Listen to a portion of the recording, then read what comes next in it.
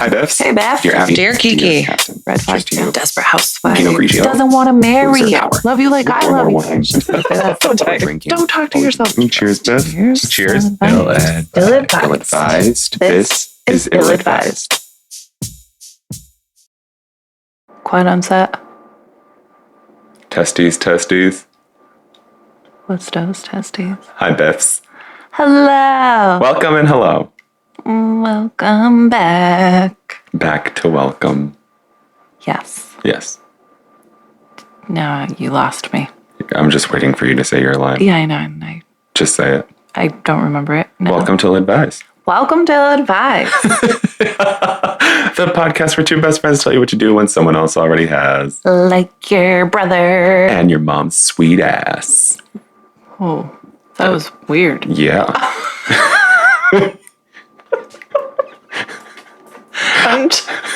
I hope you don't know that your mom has a sweet ass. Everyone knows my mom does. Because it's huge. You could literally rest a family of 8. One time we're at the grocery store, and my poor mom,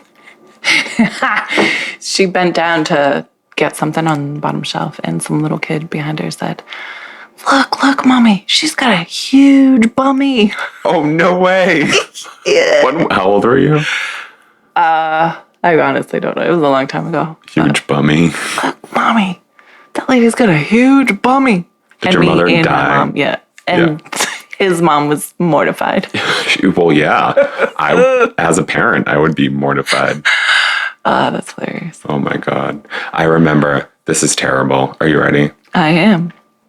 I remember, actually, I think it was my sister. I don't think it was me. Now, come to think of it, one of us noticed a biracial couple, which you didn't see in the 90s.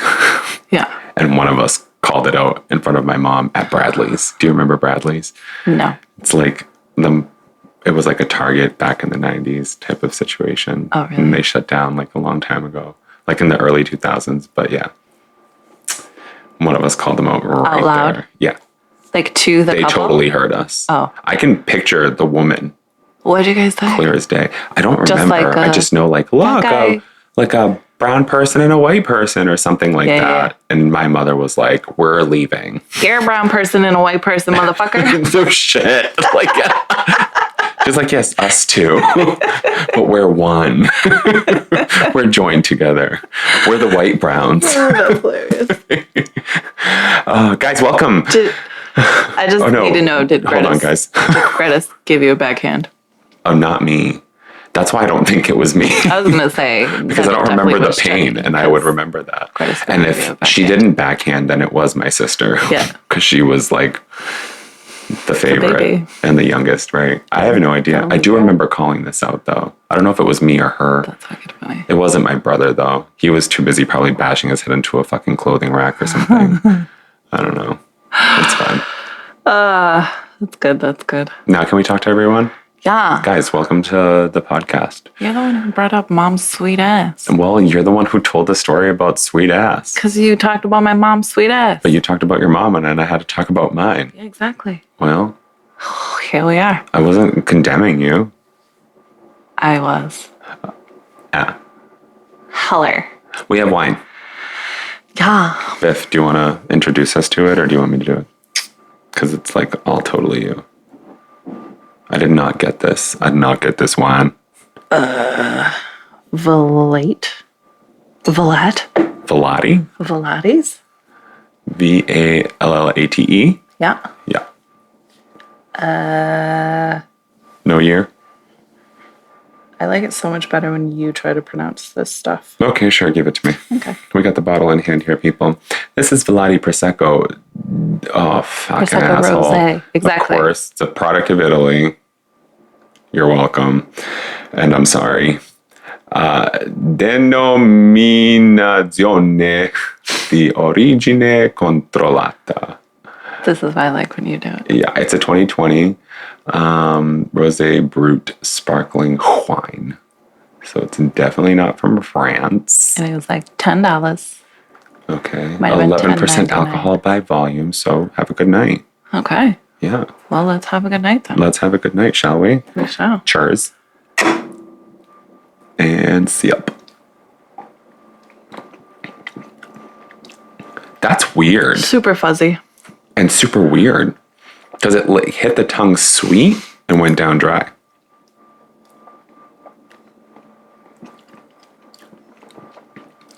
Oh, yeah. I got no sweet in there. No? You're too stuck on the fuzz. Sugar on my tongue. I didn't taste that. Sugar on my tongue. Oh, no. Give me na-na-na. You know Did you that an song. enema? No. No, I looked the words and said, na-na-na. No, Trick Daddy does not ask for an enema. Trick Daddy sings that? I definitely don't know that You know song. that song. I'm going to play it for you after. And you're going to know it. Oh my God. That's great. Do we want to do any catch up here? It's been an interesting summer. It's been a great summer and an interesting summer all at once, right? Highs, lows, in betweens. It's been the spectrum of emotions. I know that I have no fucking idea what I'm feeling. You? My therapist, I have 3 years left. I think we covered that in an episode. Have you started your new one? Did? Yeah. Oh. Yeah, I think I made you feel bad about it because I'm a dick. Oh. So I had my final thing with her last Saturday. That was the end? Yeah. Did you hear anything about the next? Excuse me. No, I haven't heard from anyone yet. Did she tell you anything? She said she had a lady in mind for me that she really wanted me to go to, and that person said should take me, and I just haven't heard yet. Is it supposed to be like a A to Z all over again, or is that just going to be the natural progression of things when you switch therapists? I don't know. I've never switched therapists, so. So I think they can give you like recommendations, but I think. But do you have to start over, like with that person? Do you know what I mean? Like, do her notes just transfer, and she's automatically like, I have wisdom over Stephanie Green? She's definitely not all the notes in the world is not going to give her wisdom. Valid. Vallate. Vallate. But yeah, I'd imagine since Lucy kind of was the one who like set me up with her versus like, oh, here's my recommendation. It was more like, I really want this lady to take you, so I'm going to ask her myself. Mm-hmm. I'd imagine she's probably going to have her notes. Right.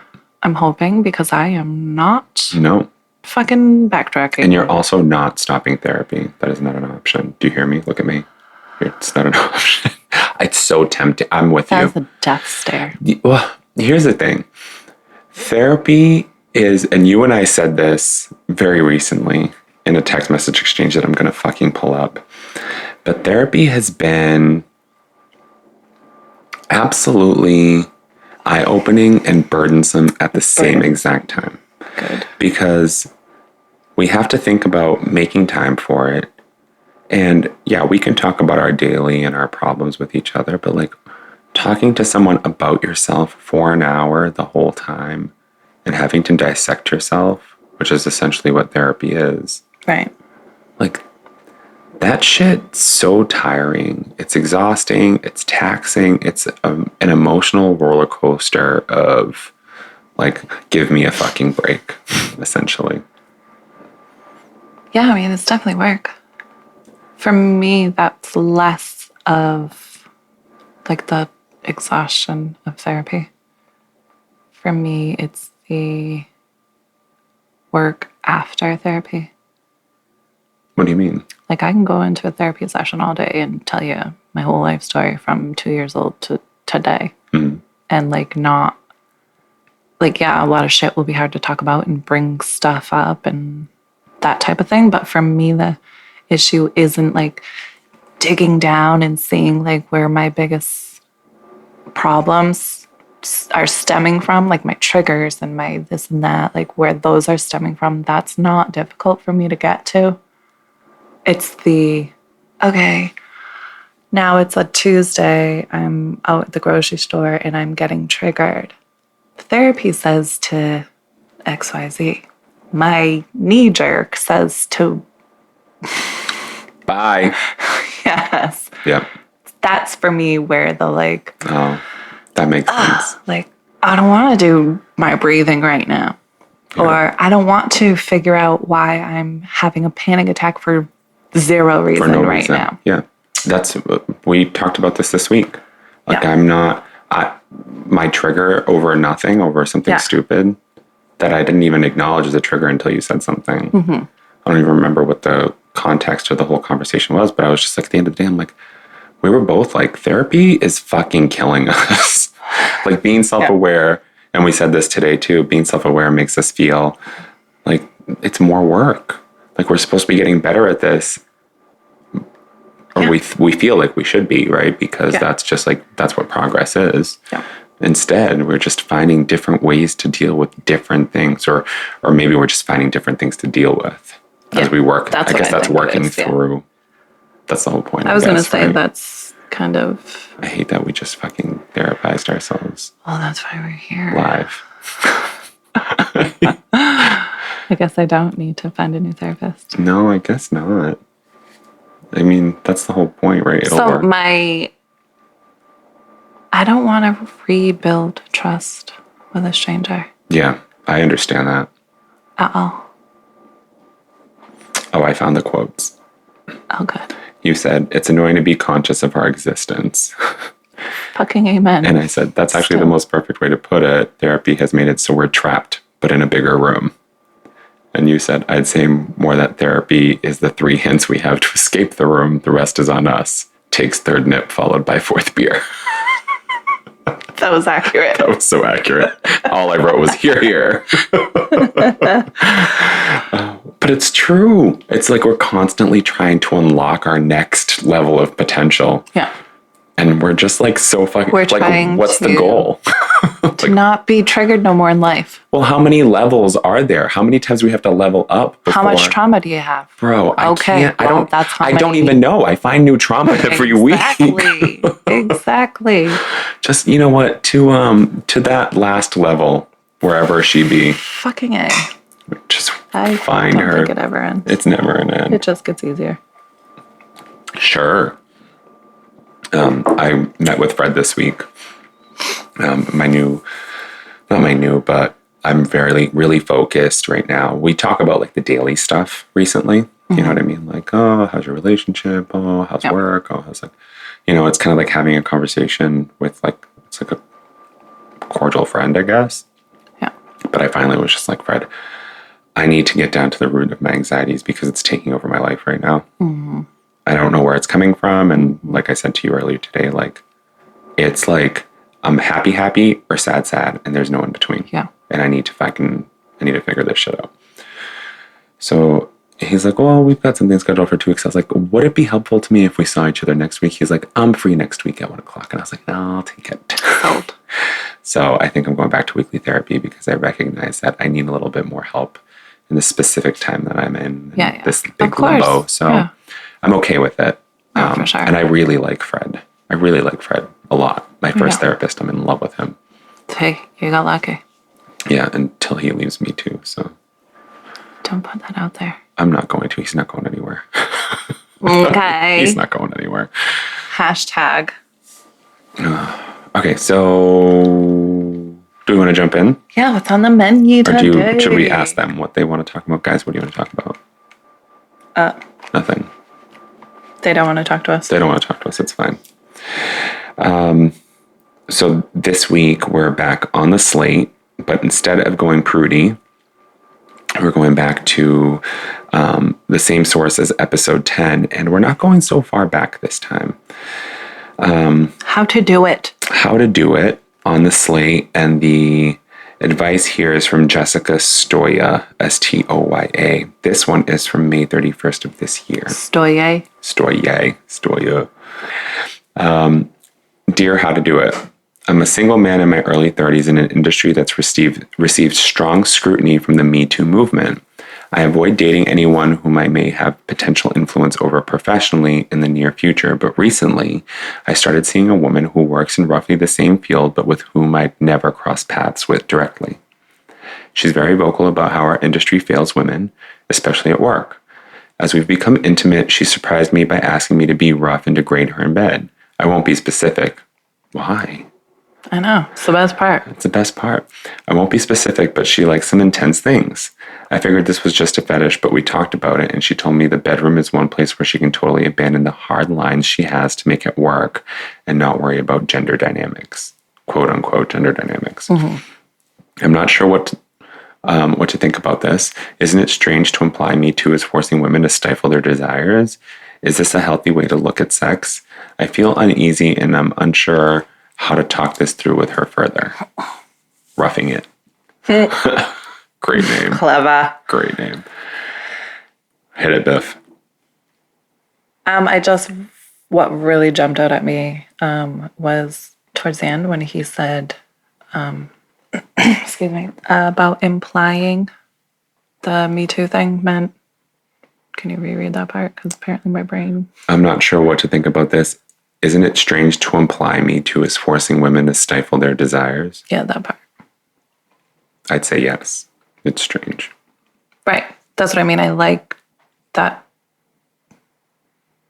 Like, that's not you know what I mean? What she's doing in her personal sexual life. Is it right to say that they're not mutually inclusive or exclusive? Yeah. Is that the right way to put that? Like, one of these things is not like the other. Yeah. Yeah. Exactly. I actually can appreciate that this question. I can appreciate this question in the way that it's kind of it's my what I'm about to say is kind of give me like. Are you rubbing? No, I'm not rubbing anything. Are you a DJ? A what? A DJ? Wait, no. My question was essentially going to give my point of view, and I'm just going to say it. I think that there is a line here, and that line is consent. You know what I mean? Absolutely. And I think that that's really what's the difference here between your bedroom dynamics and what she feels as a human being. You know, your sex life and your fetishes in your bedroom are separate from how the world should treat you. You know? So I guess I'm confused now.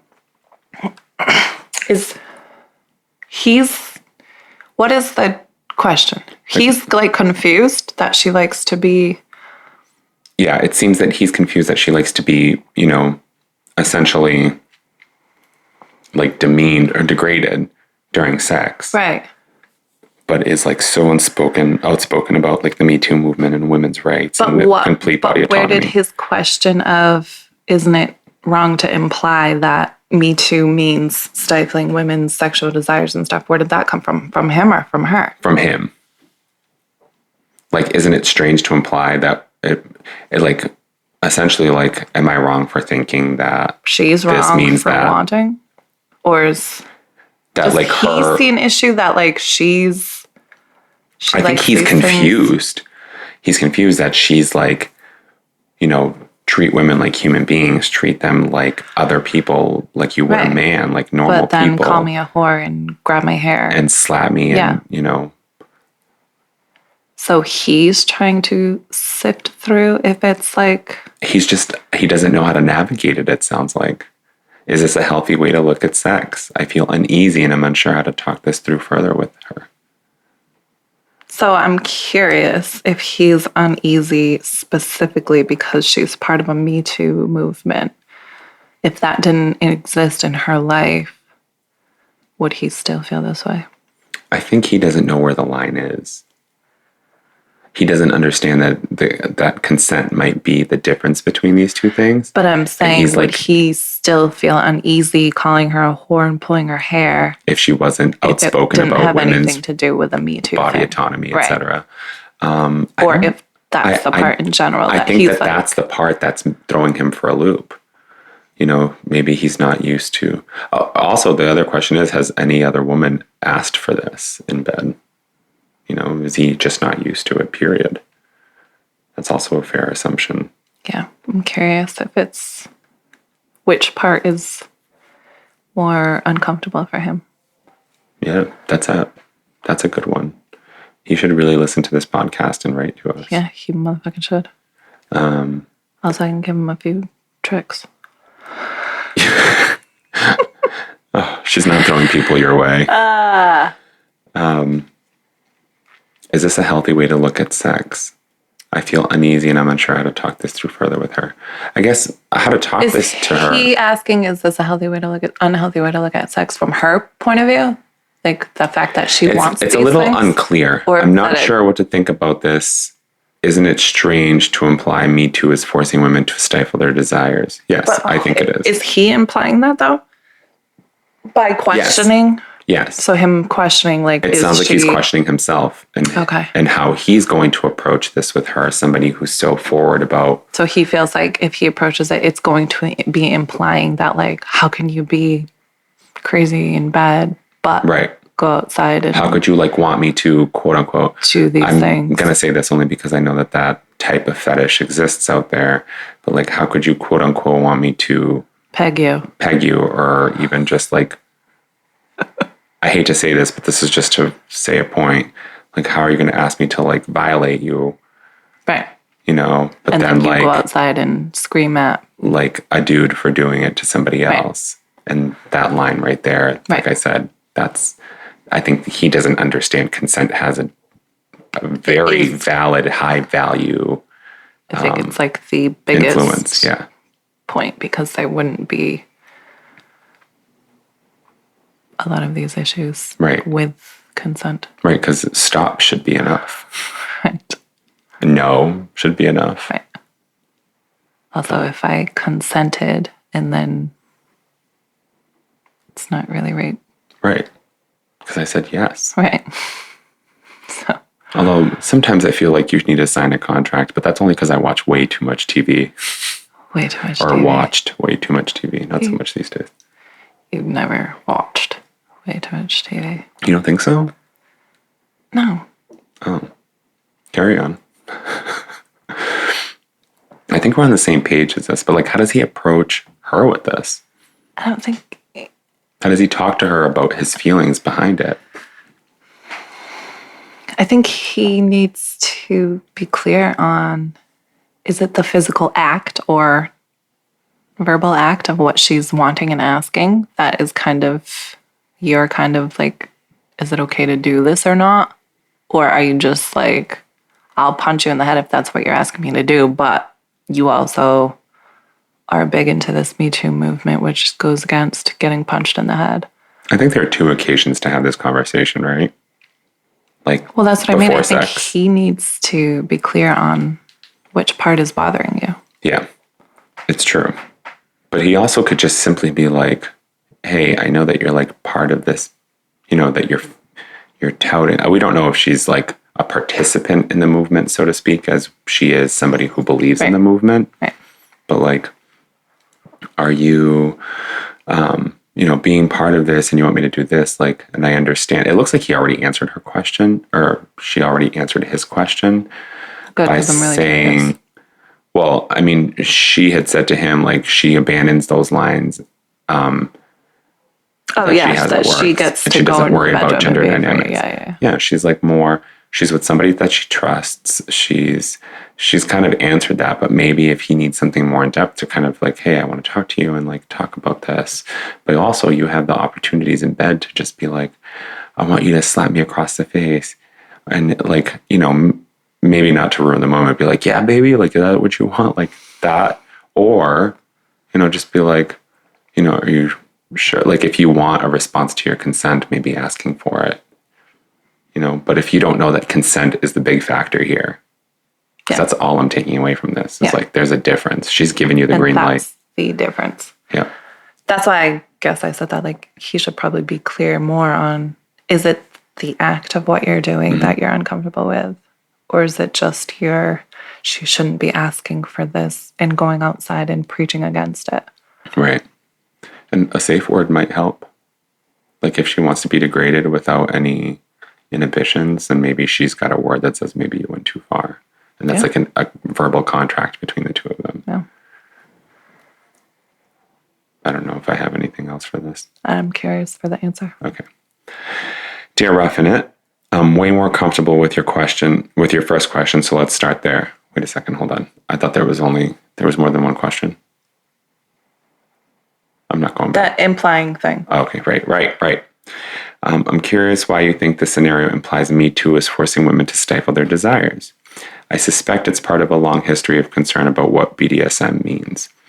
Here, mixed with what you see as a contradiction between your partner's beliefs and her desires.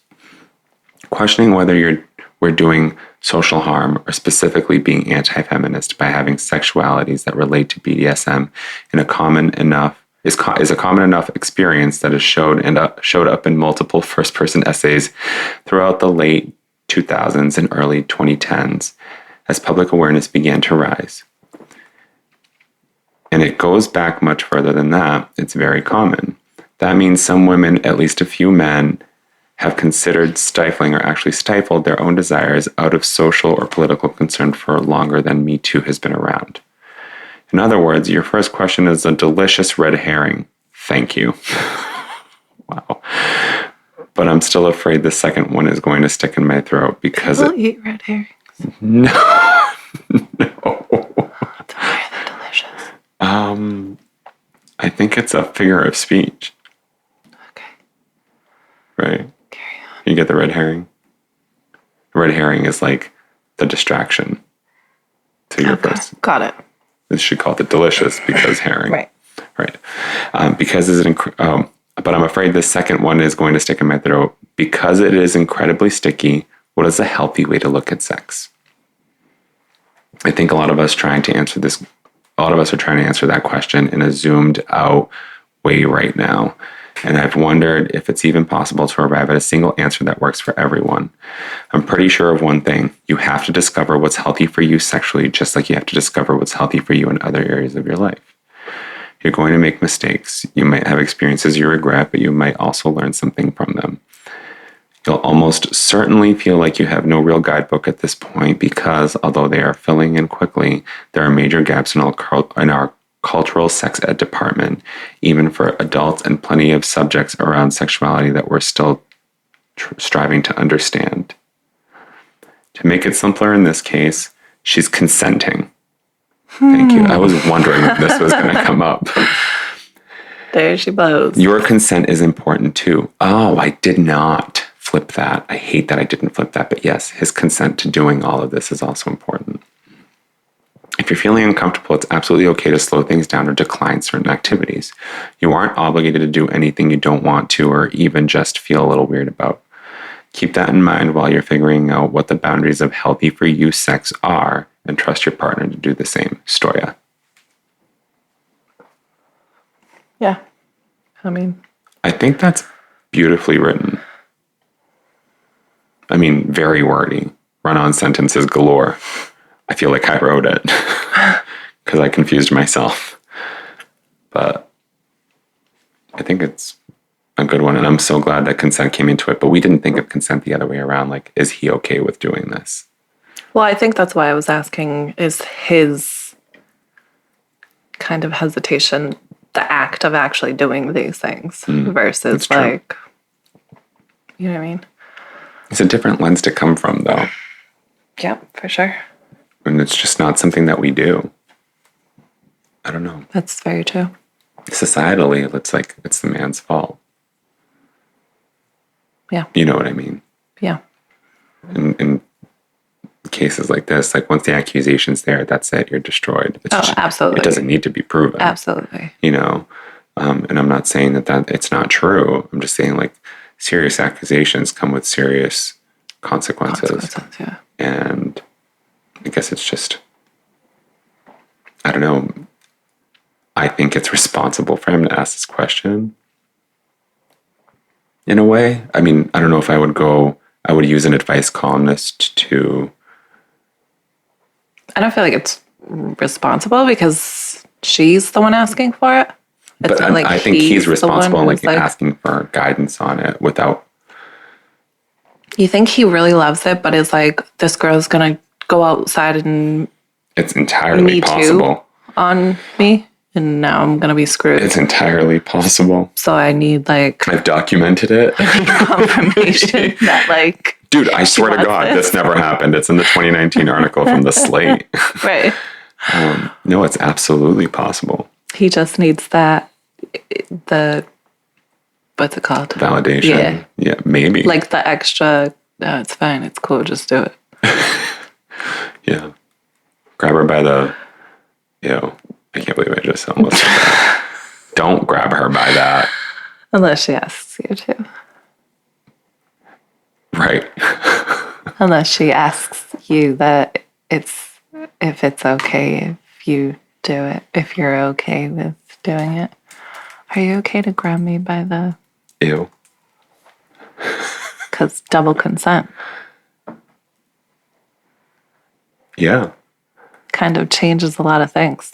Is that a thing? Are you okay to grab my throat? I think in my experience, it's been like, oh, please don't do that while you're in sex. And it's like, okay, I'll never do it again.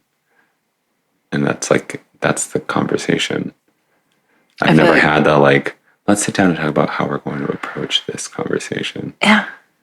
Or if you're in bed and you're like, oh, pull my hair, and he doesn't, okay, then we don't mention that again. He's obviously not okay with pulling my hair. Right. You know what I mean? And then are we stifling our own... Dude, we could go on forever. Yeah, no, because there could be a random time where he's feeling frisky and grabs your hair. Frisky. And then you're like, oh, okay. Yes. He does like women. I'm just kidding. Don't crucify me. That's great. Nicely done, Beth. What's next? Oh, this one doesn't have a title, but it's from the same thread, okay. So I'm just going to jump in. Ekumi. Is that the question? No, it's not. You're not excused. I just don't know how to use my phone at this point in my life. Because you need an iPhone. Because I need help. Dear How to Do It. Every time things start escalating towards sex, my boyfriend wordlessly leaps up from the bed or the couch or wherever we are and turns out the light. At first, I barely even noticed this, but then it became such an undeniable pattern, disrupting the spontaneity of our foreplay, that I started to wonder, why is he so obsessed with lights out sex?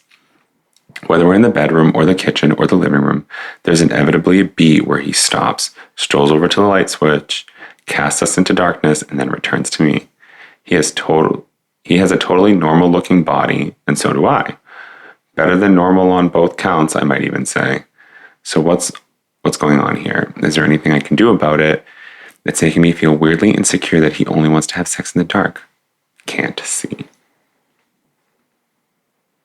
He's got 3 balls. He's such an asshole. That's it. He's got 3 balls. You've been ill-advised. May I offer another alternative?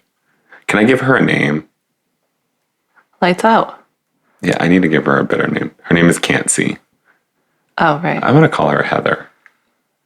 Because 3 balls? Sure. Is that where Heather came from? No, it was the first thing that popped into my head. Yeah, because I want to talk to her. What is that called? Word association? No. When you say something that you're not consciously, that you subconsciously... Keep going, I'll think of it. Okay, you'll think of it. Can I talk to Heather now? Heather, not everything is about you. This Oh. was such a personal level for you. Oh, did you just get Heather? I think I did. Wow. And not everything's Freudian about you, slip. Heather. A Freudian slip. Thank you. But would that be considered a Freudian slip? Because don't you normally know that you Freudian slipped? I did not know. You don't? No, that's why it's a Freudian slip. Because it's subconscious. Ah. And I said what I said, and you... Said what I said? But subconsciously... Slipped. Exactly. Well, Heather, I don't think that everything's about you, and you shouldn't either. But it's making her feel unconscious. It's unconscious. Yes. We talk about way too much. Talk about me too. And you too. We talk about way too much consensual things. It doesn't look like, by the way that she worded this, that she's even asked him about it. No. So let's start there. She did say that she didn't. It's not something she registered right away.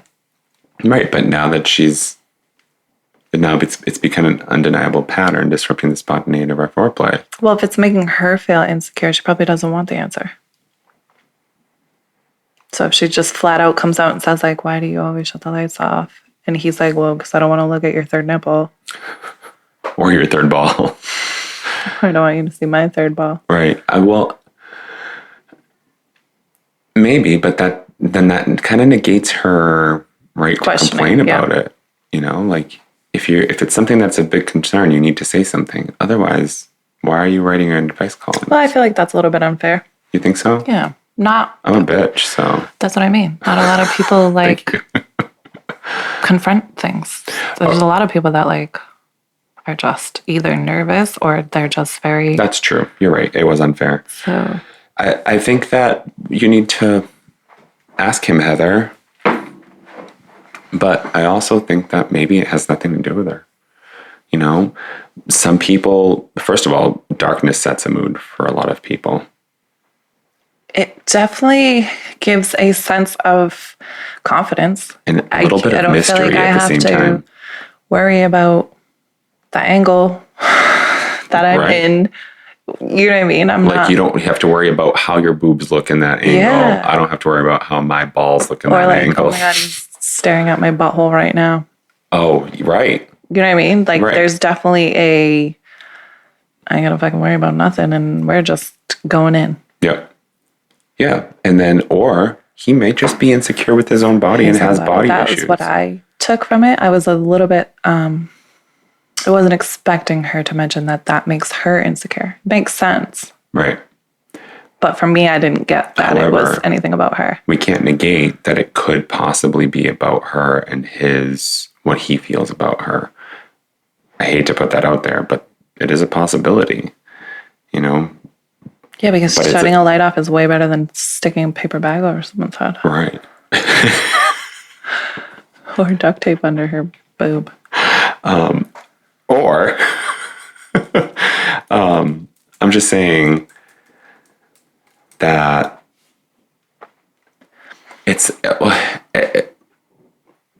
that's probably a very small chance. Well, that it has something to do with her. I agree. Maybe he just doesn't like his penis. But it sounds like she might love it. Him naked. Yeah. I think sex might be a different thing altogether. Maybe it's a mood. Maybe it's an angle thing. I'd rather... Maybe he's insecure about himself. Than... Not if he's a shower. If he's a shower, it looks the same. Just, maybe it's outright. So... Give me a man's perspective here.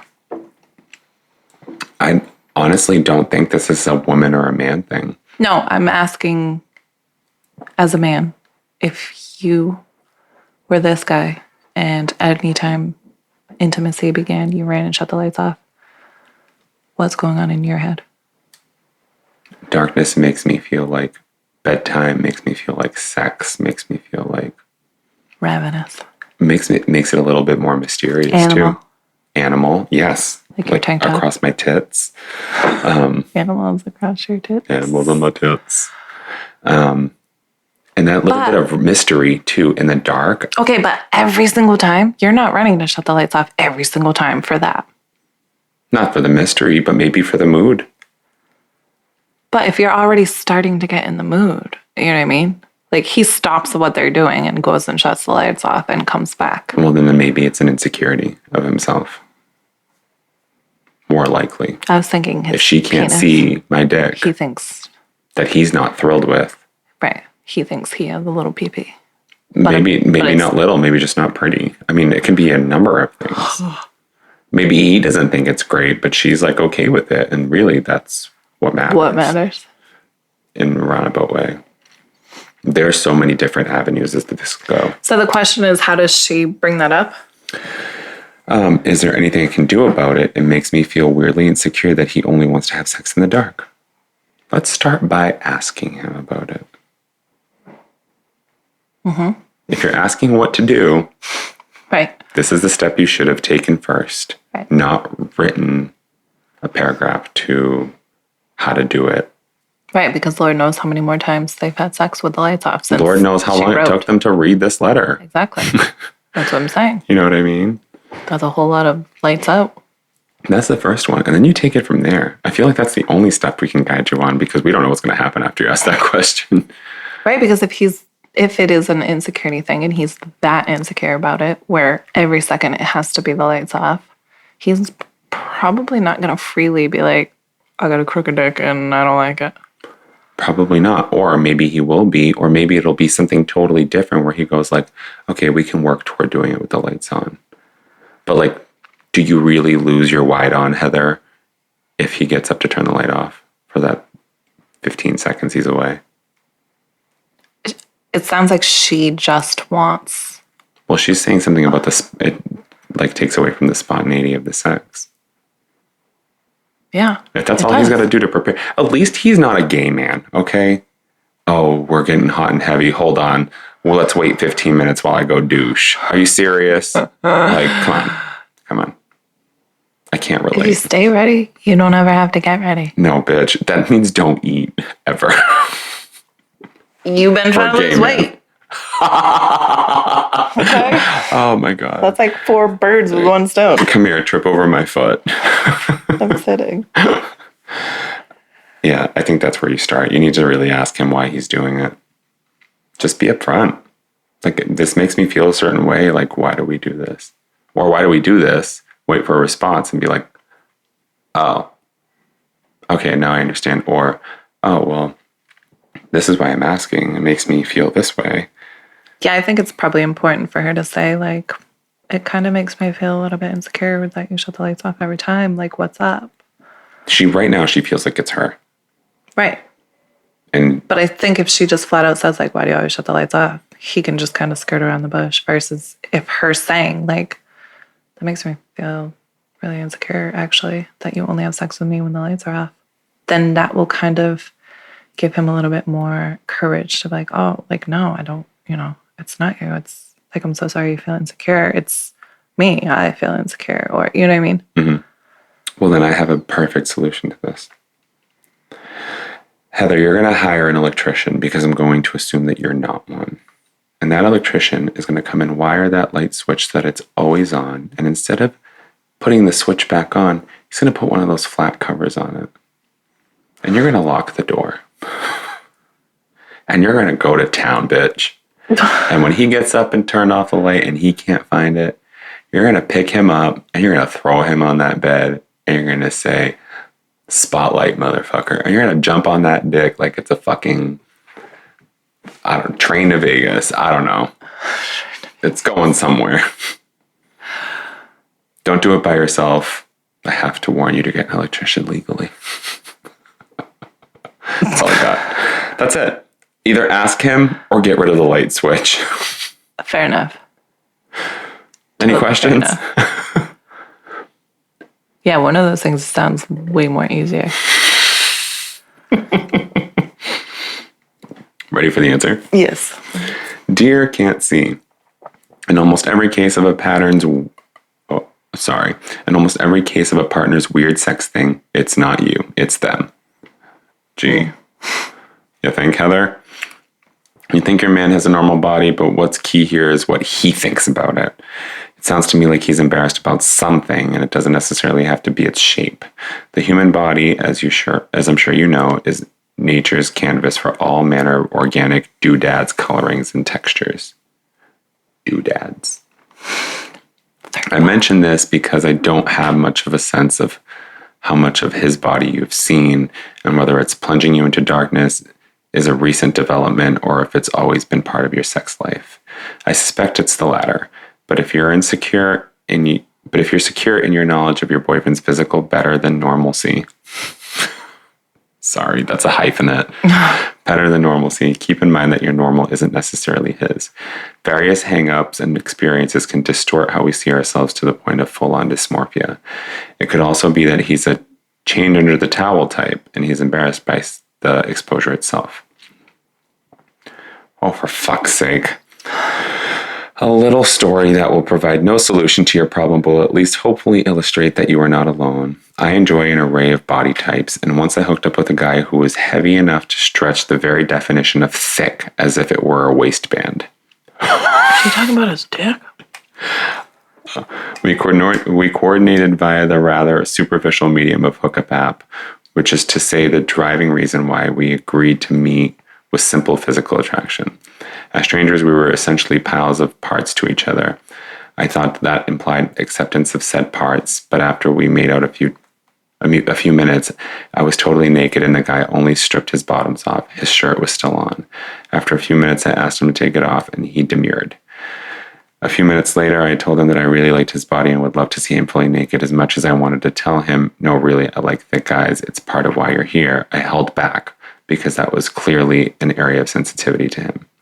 Anyway, I thought I played well, but the shirt never budged. His personal issue trumped the desire of a stranger he'd never get to know. Go figure. I suspect your boyfriend's personal issue is bigger than yours too. The only way you're going to have a shot at resolving it, which I hope you do because I think lights off sex sucks too, is by escalating it and discussing it frankly. If not, you may be forever in the dark. You could also, of course, do your own wordless leaping to the light switch after his. See what happens if you simply turn it back on. Rich. Don't do that. Turn it back on. Don't do that. I won't see that dick. I'm going to see that dick. And never get it again. And never get that dick again. Worst idea. That's worse than your electrician idea. That was if all else fails. Make sure that you never have sex again.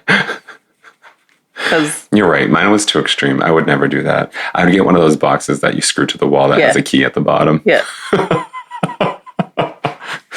That you have to unlock and then flip it up to hit the switch. Yeah. Never get an electrician. That's too expensive. Unless you know one. Biff, any questions, comments, concerns other than don't do that? No, I just want to know what he thinks is wrong with himself. I know, I'm very curious. I don't know. No. I have no personal anecdote for this. I don't think it matters to me either way. This is what you got, bitch. Well, that was my thing, is that, like, just because you have a shirt on doesn't mean people don't know your type, your physical, you know what I mean? If he's a big boy, he's going to be a big boy with a shirt on. You know what I mean? Sure. So if, some people wear it well, though. This is true. Mm-hmm. But for the most part, you get a good sense of somebody's, you know what I mean? Yeah, I get it. I also get respecting people's personal boundaries. So just ask him. Just be upfront. Well, that's why I said don't run up and turn the light back on. Yeah, don't turn the light back. That's like traumatic. Yeah, he's going to go flat. Ciao. Actually, like, traumatizing. Yep. No, just talk to him about it. Please don't turn on the light. That was terrible advice. That was worse than the plumber. I mean, the electrician. But do it, plumber. Plumber will keep the lights on. I don't know. They just flush the toilet. Yeah. Wrong switch. Jesus. Oh, we got uno mas on this thread. So I think it's super interesting that people are writing advice columns instead of fucking talking to their fucking significant other. I see. What kind of a relationship do you have that you can't talk to them? If I couldn't talk to Colin, you wouldn't be with Colin. I would not be with Colin. Like, I get there's probably sensitive subjects and touchy topics. And you kind of, like, ask your best friend for advice or something. But like, is it cool if I mention this? Or, like, do you think it'll be worse? Or, like, but to flat out be like, my boyfriend's never kept the lights on when we had sex. Like, what do I do? Like, why doesn't it cross your mind to, like, maybe I should fucking ask him? Well, and that's not what I said at first. Person? And you had said something about, like, they don't confront things. Right. But you're right. my point is like, what fucking other advice do they think they're gonna get? Okay, valid. You know what I mean? Yeah. Like, there's only so many things that you can do. And that's not, even though by definition it is kind of a confrontation, societally it's not. What you just are doing is asking a simple question of your partner. Hey, why do you jump up and turn off the light? Asking a simple question of your partner, that's also affecting you. That's what I think is... Yeah. Not everything needs to be brought up. You're not just talking to your partner, you're talking about your feelings. Exactly.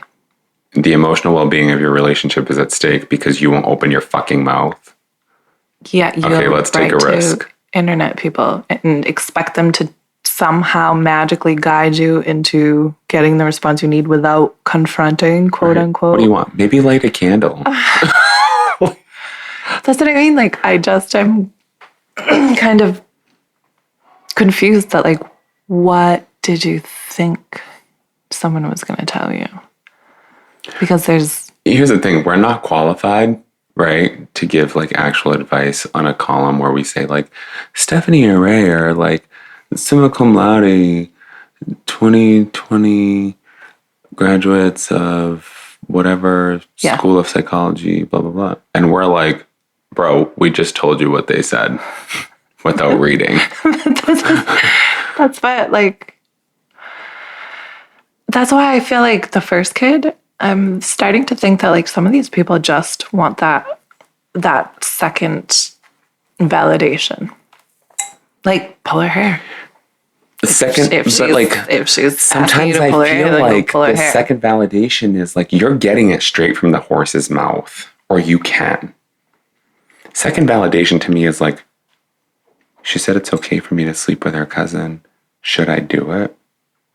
Yeah, she said it's okay for me to grab her by the throat. Should I do it? It's just like... It's confirmation bias.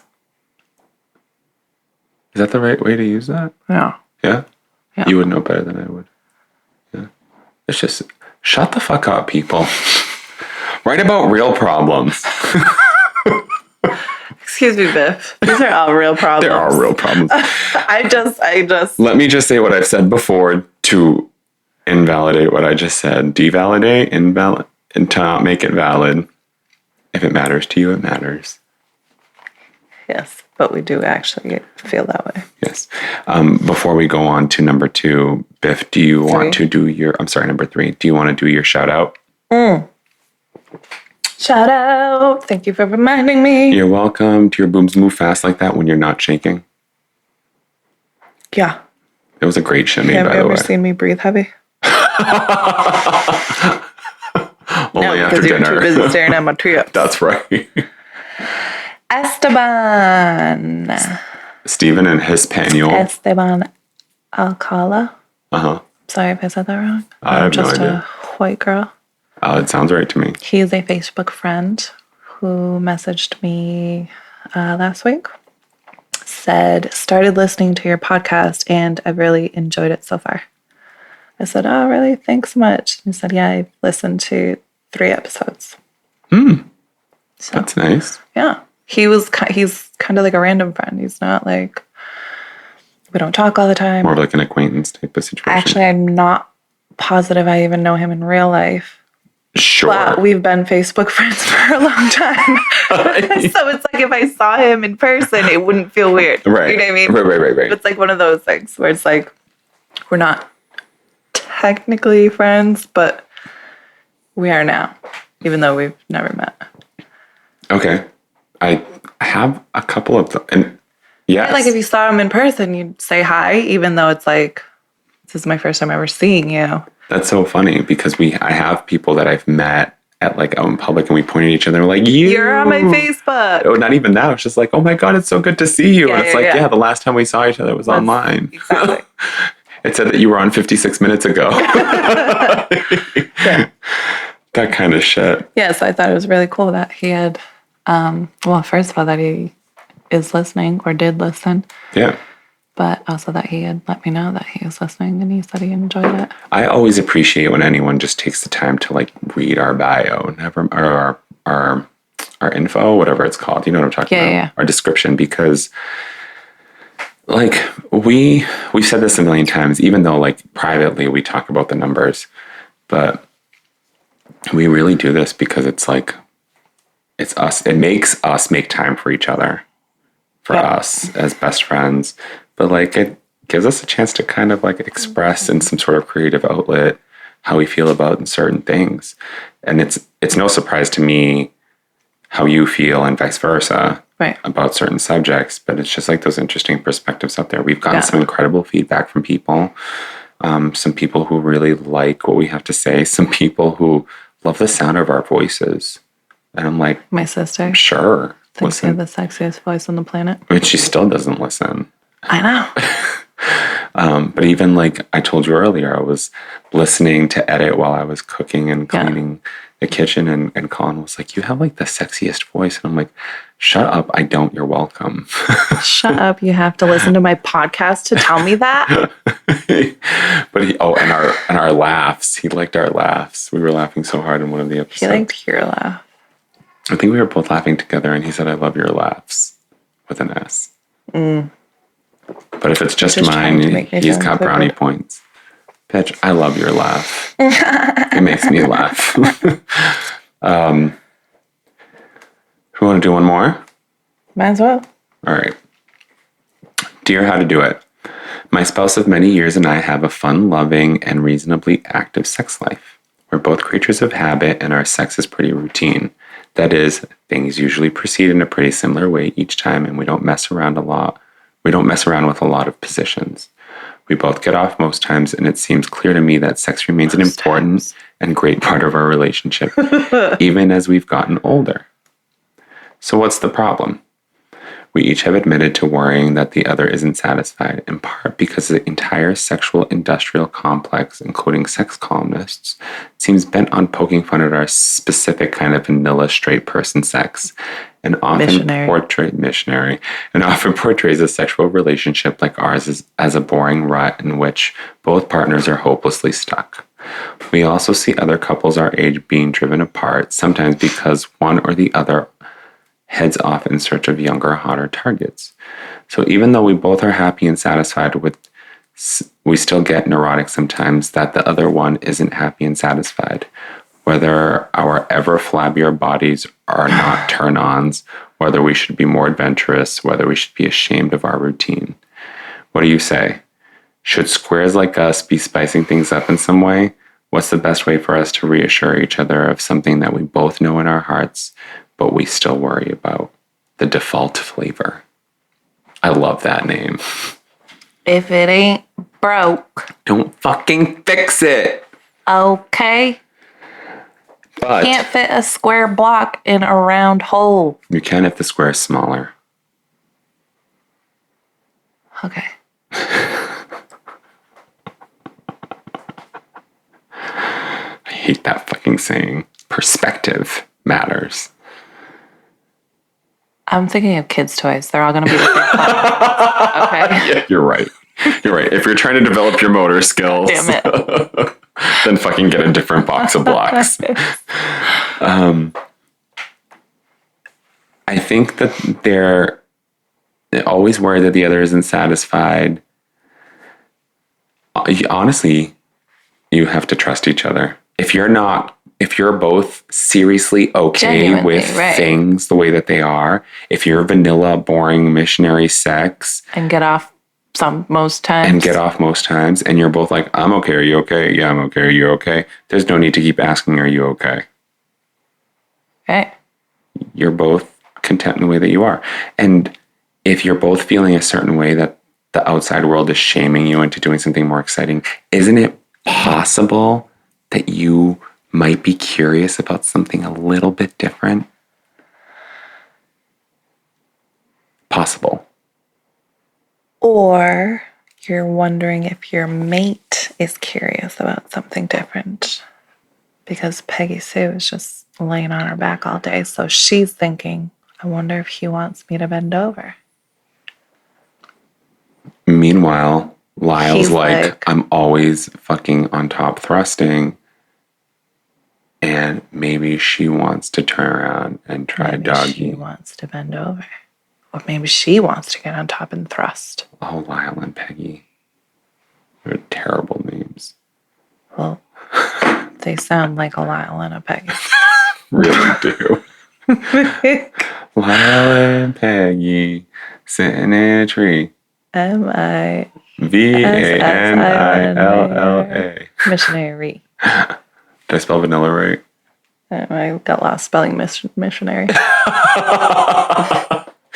No, we're not shaming you. We're just laughing with you. I love missionary sometimes. I love it. I literally get to lay there and watch you. Watch you. Oh my God, watch you. Exactly. Watch you. Exactly. She's probably thrilled. But she also doesn't have to fucking do all the weird. Do you know how exhausting it is to be on top? Yes, I'm over it. Oh my God, exhausting. I'm over it. I hope that, Colin, you're listening. I'm just kidding. I don't have any issues with missionary. I also don't have any issues with other positions. Doggy's a good time too. There's all kinds of them. And I'm a fan of sex in Peggy, general. We're just telling you, like, fine, you're great where you are. But if you want to explore other positions, that's okay too. Or if you think he wants to explore other positions, maybe try them. Ask him. Yeah, and then try them. Say, hey, you want me to bend this vanilla ass over? Yeah, give you a little bit of this. You want a little bit of sprinkles tonight? A little bit. With your vanilla ice cream? This icing from this sprinkled vanilla. You want a cherry on that whipped cream? You want a whipped cream on the cherry? She definitely does. She totes does. She does want kids, though. It doesn't sound like it. Their kids are probably adults. They're probably adults. They're older. Jared and Sarah. You gotta work with what you've got. But you know what? Also, don't be afraid to be spontaneous. Like, if he's sitting in a chair and it looks like he's got a boner, like, rip his pants off and get on top of that shit and ride it like it's Christmas. Amen. Right? Amen. Thank you so much. We're very sex positive here. Positively sex. Yeah, just fucking, who cares who cares how many, who cares how long. I did judge a little bit that one girl that said she went out and had sometimes more than one partner every time she went out. Like twice a week? Yeah. Or like every weekend. I didn't really judge her. I felt a little bit of judgment. I think maybe I judged her a little bit when she told us she had a boyfriend. Yeah. Well, she didn't tell us, but when she said she had a boyfriend, I was like, which makes it a little bit awkward considering the part that I have a boyfriend. Yeah. A little bit awkward. Oh, right. We're very sex positive, but when you have commitment and you're asking that question, that means you have a conscience. It means you feel like you're doing something wrong when you probably are. Right. Just dump your boyfriend. But we digress. Sleep with whoever you want. Right. Don't be in a committed relationship and have at it, girl. Get an ashy labia. Right. Like, who cares? Yeah. Did Peggy mention their age? She just said that they were older, or they were getting older. Great. She's talking about 40s. I think we're on the same page about this, though. Like, yeah, the question's either being asked because one or both are too afraid. Are having curiosities. Right. But also haven't brought it up. Or maybe they are genuinely comfortable with vanilla. I was going to say, she did mention that they're creatures of habit, and typically a creature of habit is just fine with. Personally, I'm like, let's switch it up the whole time. Let's fight over sex. However, in the perfect world, we're both fighting over who's going to be doing which role and both trying to fight over who's sucking whose titties on the couch. That's right. Oh, shit. That's going to be delicious once it happens. Okay. Dear the default flavor, vanilla is delicious, right? I don't like ice cream. The original subcategory of Breyers alone. Fuck off. That's awesome. The original subcategory of Breyers alone has 4 different flavors: natural, French vanilla, extra creamy, and homemade. I like all of the above. I want all of them. I was thinking the same thing. I couldn't pick. In missionary. Give me that homemade tonight. Vanilla is also carried next. Vanizzle. Okay, Snoop. Vanizzle. That was because I drank. Yeah, Vallate. Vallate. Where was I? Vanizzle Vanilla is also carried next to cinnamon and cardamom by retailers. It may be a sex column cliche, but I'd like to remind you that vanilla is very much still a spice. It's very true. Right next to pumpkin and Ugg no, boots. Cinnamon and cardamom. Yeah, and pumpkin spice. And pumpkin spice. And Ugg boots. And tights. Leggings. And Starbucks lattes. Exactly. One of our capitalist culture's loudest refrains boils down to, buy this good or service, have a better life, which applied to sex can imply that there's something wrong Gooder when sex doesn't require... What? Gooder? Good or. Buy this good or service, have a better life. Which, applied to sex, can imply that there's something wrong when sex doesn't require training, props, or technology. An increased openness about kink, polyamory, or even just sex positivity can sometimes tip into criticism of what is perceived as unenlightened, boring sex. The messages you're referring to are real and they aren't going away, but you can continue to be aware of them and remind yourself that often either marketing or unfortunate generalizations made by people with sexual appetites that are simply different than yours. Jesus Christ. All right, more. I'm not sure you need me to say this, but I'm going to say it anyway. A fun, loving, and mutually satisfying sexual relationship is wonderful, whether it involves 2 people or 12 $200 electrical stimulation toys or the missionary position with maybe a little cowgirl. As for routine, even activities like swinging and intricate rope bondage can begin to feel repetitive sometimes, but there can also be immense beauty in repetition. Familiarity is what allows you to know every inch of your partner's body, exactly where to touch and when. Tell each other what you enjoy about your sex life regularly. Compliment your partner's body and believe compliments when you receive them. Shut up, bitch. Fuck yourself. Remember that you two are the experts on what makes you happiest. Stoya. Yeah. Yep. That's it. If it ain't broke, don't fix it. Don't fix it. That's all I got. I'm Stoya. Huh. Yeah. I mean, fuck it. Yeah. Just fucking fuck on your back, bro. And be okay with it. Hell yeah. Not to mention, I had a partner that knew that I was okay with missionary, like that I liked it. And so they would often do missionary because he enjoyed that I enjoyed it. So it made it less vanilla. Mm-hmm. You know what I mean?